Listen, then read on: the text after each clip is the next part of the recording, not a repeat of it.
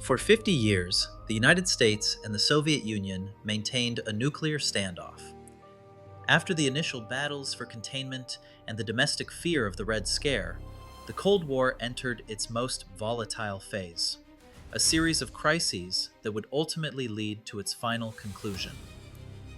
This video covers the moment the world nearly ended, the Cuban Missile Crisis, the war that fractured America's political consensus, Vietnam, and the strategic shift under Reagan that forced the economic and ideological collapse of the Soviet Union. This is the story of how the Cold War peaked, fractured the nation, and finally came to an end. If you're ready to witness the final decades of this colossal conflict, please hit the like button and subscribe. What do you think was the single biggest catalyst for the collapse of the Soviet Union?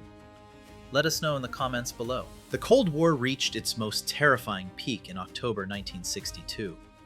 The tension was a direct result of the failed U.S. attempt to overthrow Fidel Castro in the 1961 Bay of Pigs invasion.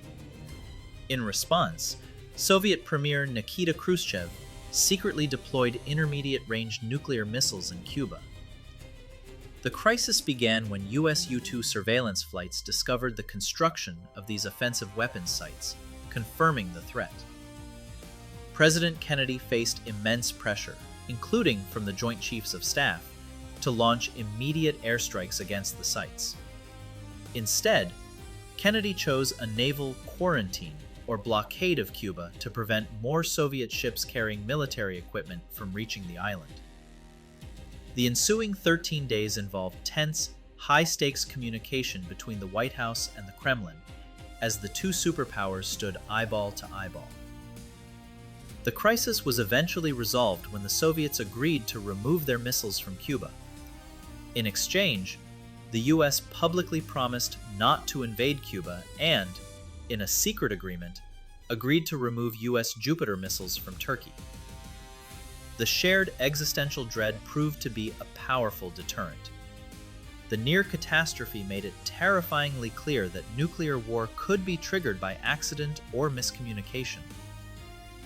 This realization led directly to the establishment of the hotline, a direct, instantaneous communication link between Washington and Moscow, intended to prevent future misjudgments. Even years later, the security was fragile. In 1983, Soviet Lieutenant Colonel Stanislav Petrov ignored his warning system's alarm indicating a U.S. launch, judging it a false alarm and averting a potential catastrophic retaliatory nuclear strike. Although the world survived the missile crisis, the commitment to containment would soon drag the U.S. into a grinding, devastating ground war that would challenge the very fabric of American society. The new front was Southeast Asia.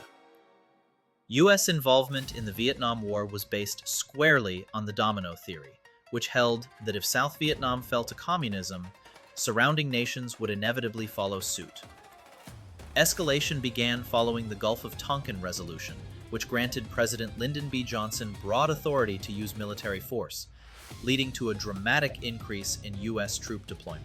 The turning point in public opinion was the Tet Offensive in 1968. This was a massive surprise attack by the Viet Cong and North Vietnamese forces against multiple targets. Although the offensive was a military failure for the Communists, it proved to be a profound psychological defeat for the U.S. command, shattering public confidence and showing that the end of the war was nowhere in sight. In response, President Richard Nixon introduced the strategy of Vietnamization, gradually withdrawing U.S. ground troops while transferring the primary responsibility for fighting back to the South Vietnamese army. Following the final U.S. troop withdrawal, the ultimate failure of containment was realized with the fall of Saigon in 1975, leading to the unification of Vietnam under communist rule. Domestically, compulsory military service, the draft, disproportionately affected young working-class men and fueled the widespread anti-war movement. Responding to the anti-war argument that those old enough to die should be old enough to vote, the 26th Amendment was ratified in 1971, lowering the national voting age from 21 to 18. Crucially, uncensored television reporting often contradicted the optimistic statements released by the White House and military leaders. This disparity created a significant credibility gap, leading to pervasive public distrust of the federal government. In response to the political damage and presidential unilateral action, Congress asserted greater control over foreign conflicts by passing the War Powers Act, 1973. This act requires the president to notify Congress within 48 hours of deploying troops and limits military action to 60 days without congressional approval, serving as a lasting constitutional check. The failure in Vietnam forced a reassessment of containment, paving the way for a new era of diplomacy. In the aftermath of the crisis and war, President Richard Nixon shifted U.S. foreign policy toward détente, an easing of global tensions with the Soviet Union. A major diplomatic triumph during this era was the normalization of relations with Communist China in 1972, fundamentally altering the global geopolitical structure. However, the policy of détente gave way in the 1980s under President Ronald Reagan. Reagan rejected peaceful coexistence, instead advocating for a strategy of peace through strength. This involved massive increases in defense spending, particularly for advanced military technology, aiming to confront and ultimately dismantle the evil empire of the Soviet Union. The centerpiece of this buildup was the Strategic Defense Initiative, SDI, nicknamed Star Wars, a costly, high-tech proposed missile defense system using space-based weapons. Reagan's military buildup was strategically brilliant. It aimed to force the Soviet Union, which was already suffering from deep economic stagnation, into an unsustainable, high-cost arms race. The Soviet centrally planned economy could not efficiently divert the necessary resources to match the Western military technology. The relentless military and ideological pressure from the US, combined with the internal economic failure of the Soviet system, ultimately led to the collapse of the Soviet bloc. The most symbolic moment of victory for the West came in 1987, when President Reagan stood before the Berlin Wall and famously demanded, "Mr. Gorbachev, tear down this wall." The physical collapse of that symbol followed 2 years later in 1989.